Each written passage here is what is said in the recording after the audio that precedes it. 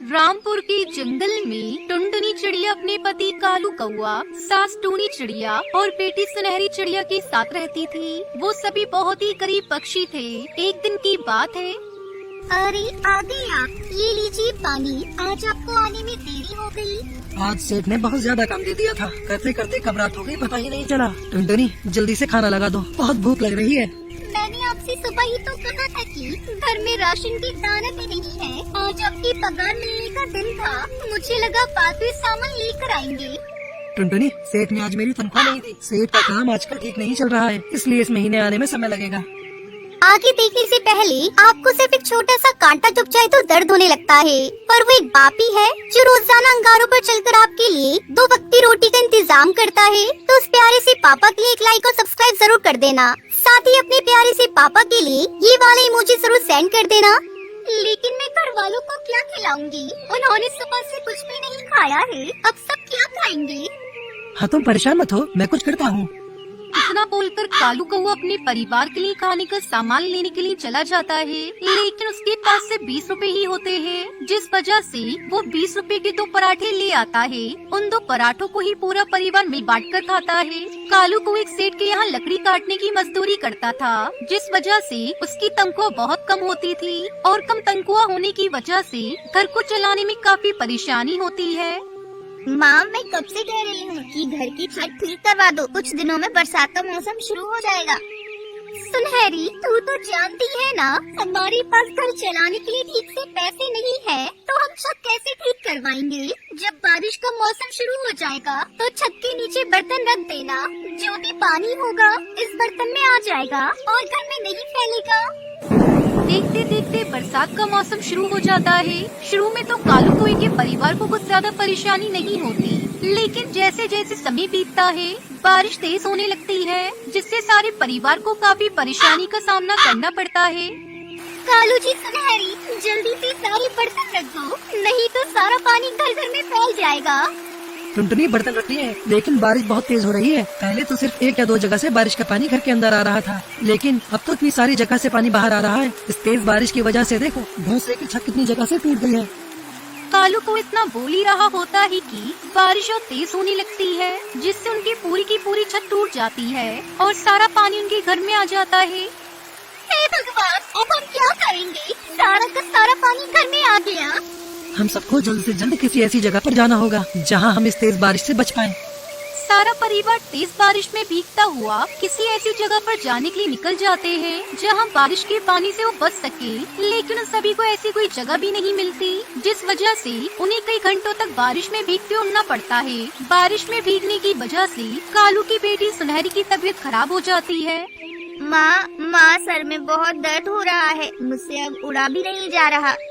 कालू जी, सुनहरी को तो बदन तप रहा है, हमें जल्दी से किसी ऐसी जगह जाना होगा जहाँ बारिश के पानी से बच सके। वहाँ देखो, सामने बहुत बड़ा पेड़ है, उस पेड़ के नीचे जाकर खड़े हो जाते हैं, कम से कम बारिश से तो बच पाएंगे।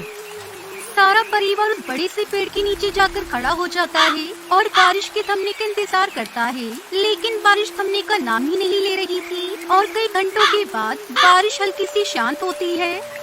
माँ, 2 दिनों से कुछ भी नहीं खाया है, बहुत भूख लग रही है, कुछ खिला दो माँ।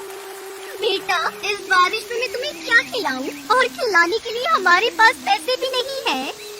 ये लो कालू, 10 रुपए, मेरे पास इतनी ही है। सामने चाय की दुकान है, वहाँ से जाकर सुनहरी के लिए कुछ खाने के लिए ले आ। कालू कौआ जल्दी से चाय की दुकान पर जाता है और ब्रेड का पैकेट खरीद कर ले आता है, लेकिन जैसे ही कालू कौआ पेड़ के पास आता है वैसे ही बारिश और तेज हो जाती है और तेज हवा चलने लगती है। हवा इतनी तेज होती है कि जिस वजह से सारा परिवार उस पेड़ को पकड़कर खड़ा हो जाता है। बारिश और हवा की वजह से कालू कौवे से ब्रेड का पैकेट पानी में गिर जाता है और पूरा ब्रेड पानी में डूब जाता है। सारा परिवार 2 दिन तक भूखा प्यासा उस पेड़ के नीचे ही रहते हैं। हे भगवान, आप ही कुछ करिए। 2 दिन तक लगातार बारिश में भीगने से और भूखे पेट रहने से मेरे परिवार की हालत खराब हो गई है। अब मेरे अंदर इतनी हिम्मत नहीं बची है। माँ, लगता है मैं नहीं बच पाऊंगी, मेरी हालत बहुत ज्यादा खराब हो रही है। नहीं मेरी बच्ची, ऐसा मत बोल, तुझे मेरी भी उम्र लग जाए। हाँ सुनहरी, ऐसा मत बोलो, सब कुछ ठीक हो जाएगा। लगता है ऊपर वाला हमारी कोई परीक्षा ले रहा है। लेकिन कब तक भगवान हमारी ऐसी परीक्षा लेता रहेगा। हमारा पूरा परिवार इस बारिश की वजह से बहुत ज्यादा परेशान हो रहा है। फिर तभी एक तेज आंधी आती है, जिसके चलते वो पेड़ जिसके सहारे से सारा परिवार 2 दिन से बारिश से बच रहा था, वो पेड़ टूट जाता है। फिर से सारा परिवार भयंकर बारिश में भीगने लगता है। सबकी सब ऐसी जगह ढूंढने लगते हैं जिससे वो बारिश से बच सके, लेकिन कोई भी उन्हें ऐसी जगह नहीं मिलती। सारा परिवार बारिश में भीगता हुआ इधर से उधर भटक रहा होता है। तभी उन्हें एक खाली ट्रेन दिखाई देती है। हे भगवान, आपको बहुत बहुत धन्यवाद। हमें कुछ तो रहने की जगह मिल गई। चलो हम सभी उस ट्रेन में चलते हैं। वैसे भी वो ट्रेन खाली है। फिर सभी उस ट्रेन में चले जाते हैं और बारिश से बच जाते हैं। अब वो सभी मिलकर उस ट्रेन को अपने रहने का घर बना लेते हैं। वहीं कालू कौवे को लकड़ी काटने का काम भी मिल जाता है और फिर सभी खुशी खुशी रहने लगते हैं।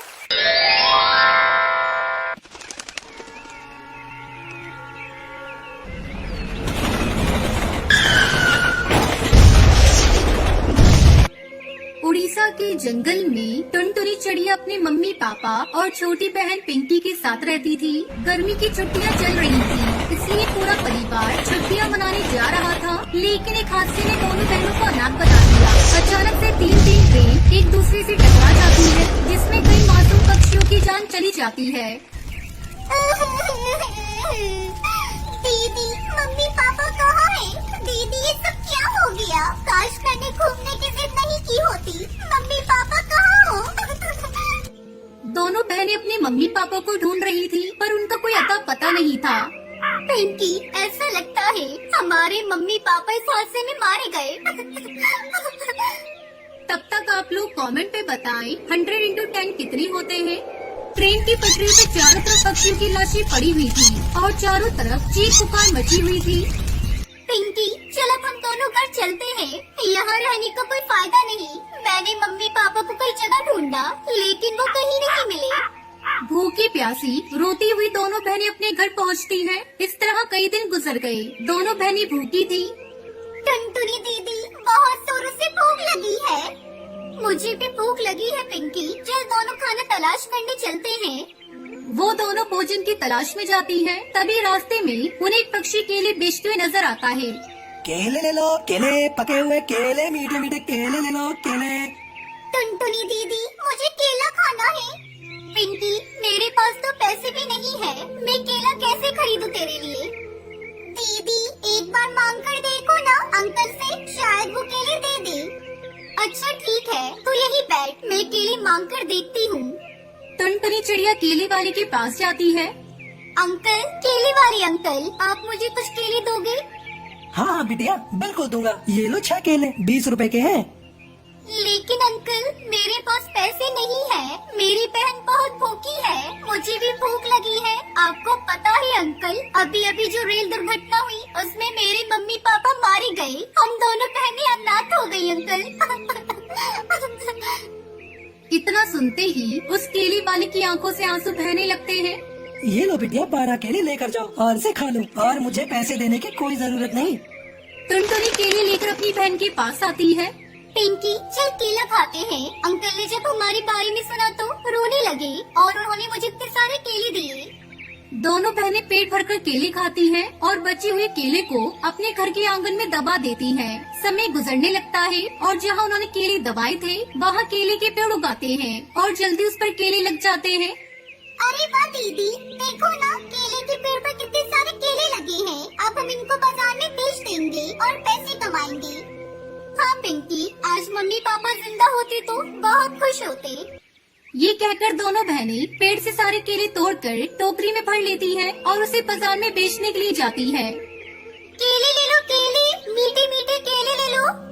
टुनटुनी की आवाज सुनकर सारे पक्षी उससे केले खरीद लेते हैं। केले बेचकर दोनों बहनों के पास बहुत सारे पैसे हो जाते हैं। फिर दोनों बहनें केले की खेती करने लगती हैं और खुशी खुशी रहने लगती हैं। ये सब क्या हो गया जी? कुछ नहीं बचा, ना खेत बची ना घर। अब हम क्या करेंगे जी? पता नहीं टुनटुनी, हमारी किस्मत में क्या लिखा है। खेत में फसल का एक दाना नहीं बचा, घर में रखी सारी उपज और बीज भी बह गए। पता नहीं अब कैसे गुजारा होगा हमारा।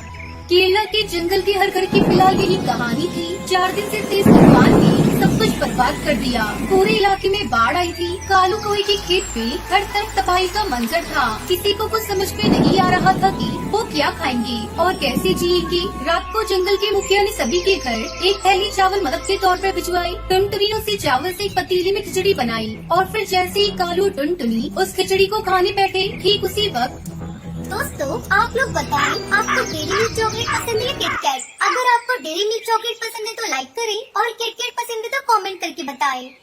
बेटा, कोई है क्या? 2 दिनों से भूखा हूँ। बेटा, कुछ खाने को मिलेगा क्या? बाबा, आप कहाँ से आए हैं? बेटा, मैं 3-4 दिन पहले बस यहाँ से गुजर रहा था, तभी जोर की बारिश शुरू हो गई। बारिश से बचने के लिए मैं पास वाले मंदिर में रुक गया, लेकिन बारिश बढ़ती ही चली गई और मैं वहीं पर फंस गया। अब पानी कम हुआ तो बाहर निकल पाया। अब वो मैं बोल रहा था कि कुछ खाने को है क्या बेटा? एक तो वैसे ही अनाज कम है, इतनी सी खिचड़ी बनी है बस, इसमें से पापा को कैसे खिलाएं? कोई बात नहीं, भगवान सब व्यवस्था करेगा। बाबा, आप अंदर आइए। बेटा, अगर कोई बात है तो जाने दो, मैं कहीं और जाकर खा लूँगा। ना बाबा, कोई बात नहीं। ये मेरी पत्नी टुनटुनी है, इसने खिचड़ी बनाई है, तो बस ये कह रही थी कि आपको खिलाने के लिए हमारे पास अच्छा भोजन भी नहीं है। अरे कोई बात नहीं बच्चों, भूखे के लिए तो खिचड़ी भी पालक पनीर के समान है। ऐसी बात है तो आपका स्वागत है। आइए बाबा, जो हम खाएंगे आप भी वही खा लीजिए। कालू और टुनटुनी के पास इतनी भी खिचड़ी नहीं थी कि वो दोनों भी पेट भरकर खा पाए। खाना खाने के बाद बेटा, आप लोगों का बहुत धन्यवाद। अब चलता हूँ। बेटा कालू, जरा एक गिलास पानी पिलाओगे? टुनटुनी और कालू पानी लेने अंदर गए। फिर जब कालू और टुनटुनी पानी लेकर वापस आए तो साधु बाबा उसे कहीं नहीं दिखे। अरे, लगता है बाबा चले गए। लेकिन वो क्या है? कालू की नजर उस जगह पर थी जहाँ वो साधु बाबा कुछ देर पहले बैठकर खिचड़ी खा रहे थे। अब साधु बाबा तो वहाँ पर नहीं थे, लेकिन उनकी जगह वहाँ पर एक अंगूठी रखी हुई थी जो काफी ज्यादा चमक रही थी। टुनटुनी, अरे टुनटुनी, जल्दी आओ। ये देखो, वो साधु बाबा अपनी अंगूठी यही भूल गए हैं। अंगूठी भूल गई? अंगूठी भला कौन भूलता है? शायद उन्होंने हाथ धोने के लिए अंगूठी निकाली हो और फिर पहनना भूल गए हो। तुम रुको, मैं देखकर आता हूँ। वो अभी ज्यादा दूर नहीं गए होंगे। कालू ने साधु की तलाश में पूरा जंगल छान मारा, लेकिन उसे वो साधु बाबा कहीं नजर नहीं आए। उधर बाढ़ का पानी भी पूरी तरह से उतर गया था, लेकिन पूरे गांव के सामने चुनौती ये थी कि खेतों में क्या और कैसे उगाया जाए, क्योंकि पूरे गांव में किसी के भी पास न बीज थे और न ही उन्हें खरीदने के पैसे थे। गाँव में भूखमरी की नौबत आ चुकी थी। फिर एक दिन क्या हुआ जी, थक गई क्या? हाँ, पूरा दिन भटकता रहा, लेकिन पूरे जंगल में किसी के पास एक भी बीज नहीं बचा है। सब कुछ बाहर में बह गया और तुम्हारे खाने के लिए भी कुछ इंतजाम नहीं हो पाया है। आप मेरी फिक्र मत करो, मुझे भूख नहीं लगी। 2 दिन से कुछ नहीं खाया है तुमने और कहती हो कि भूख नहीं लगी है। हे भगवान, ये कैसे दिन देखने पड़ रहे हैं मुझे। मैं अपने पति को खिचड़ी तक बनाकर नहीं खिला सकती। खिचड़ी की बात सुनते ही कालू का दिमाग ठनका और उसने टपाक से पूछा, क्या कहा तुमने टुनटुनी? यही कि अब हमारी किस्मत में खिचड़ी भी नहीं है। हाँ, मुझे भी याद आया। याद करो, उस दिन हमारे घर साधु बाबा आए थे और वो अपनी अंगूठी यहीं पर छोड़ गए थे। हो सकता है कि वो हालत देखकर जानबूझकर उसे यहाँ छोड़ गए हो। जल्दी करो, वो अंगूठी लेकर आओ, हम उसे बेचकर कुछ और दिन खाना खा सकते हैं। पर वो तो पापा की अमानत है ना। जो भी हो टुनटुनी, अपने जीते जी मैं तुम्हें भूखा नहीं देख सकता।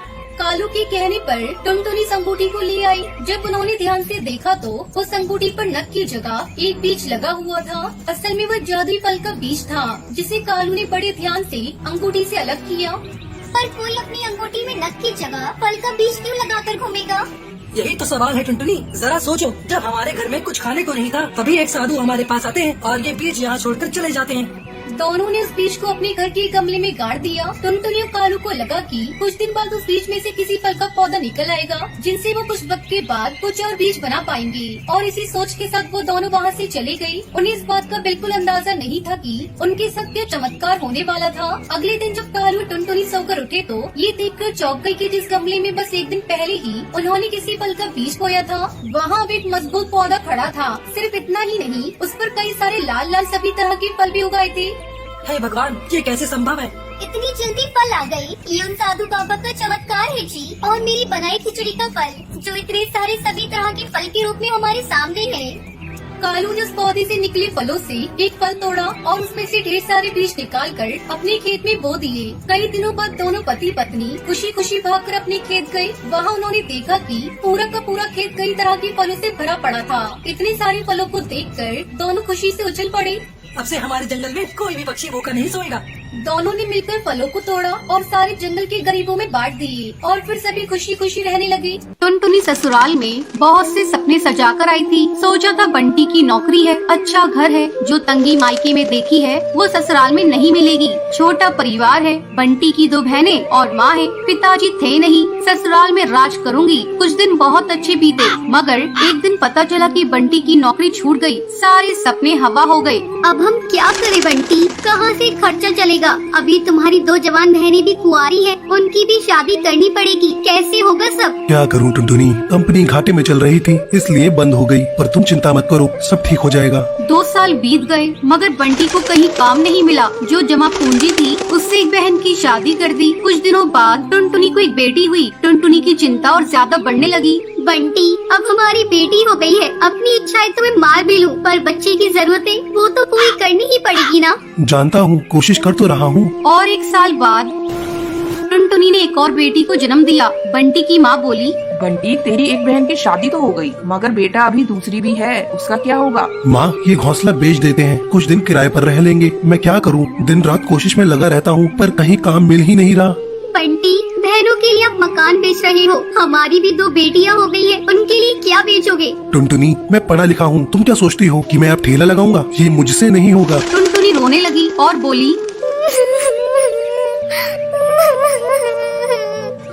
तो क्या मैं अपने बच्चों के लिए 10 रुपए के अनाज के लिए भी तरसती रहूं? दोनों बच्चियां दाने के लिए रोती रहती हैं, क्या पानी से उनका पेट भरती रहूं? जब तक कोई नौकरी नहीं मिलती तब तक तो कुछ कर ही सकते हो, या मुझे ही काम करना पड़ेगा? नहीं, हमारे घर की बहू बेटी बाहर काम नहीं करती। टुनटुनी बहुत दुखी रहने लगी। कुछ समय बाद घर बेचकर दूसरी बहन की शादी भी हो गई। अब तो रोज ही बंटी और टुनटुनी के बीच में लड़ाई रहने लगी। एक दिन बेरोजगारी से तंग आकर बंटी ने आत्महत्या कर ली। टुनटुनी के सारे सपने टूट गए।